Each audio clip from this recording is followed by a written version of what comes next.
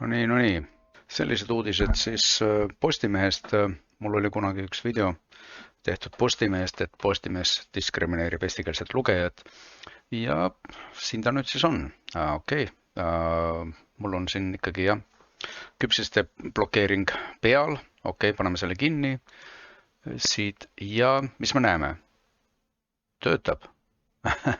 Töötab, et nüüd saab lugeda.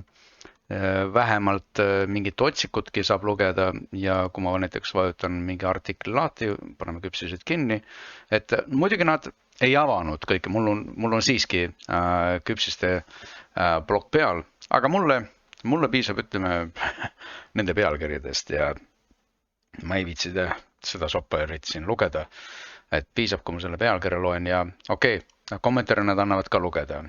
Küpsised kinni, kommentaarid on ka lahti, aga jah, artiklid ennast nad lugeda ei anna.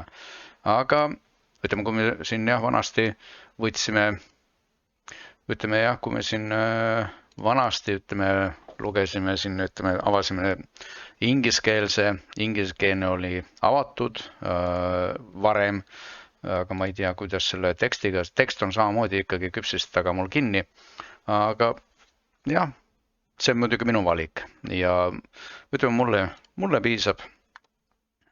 piisab sellest, kui ma jah, loen nende pealkirjad ära ja seda padu liberaalset mula ei viitsi siin eriti süveneda sellesse, et kuidas siin ka vene keeles on, kas on samamoodi asi jääb küps, ja ikka, jah, ükskõik mis keel. Ükskõik mis keel, lähme uuesti eesti keele peale tagasi, nii eesti keel ja no, muidugi siin, jah, nii see siis on.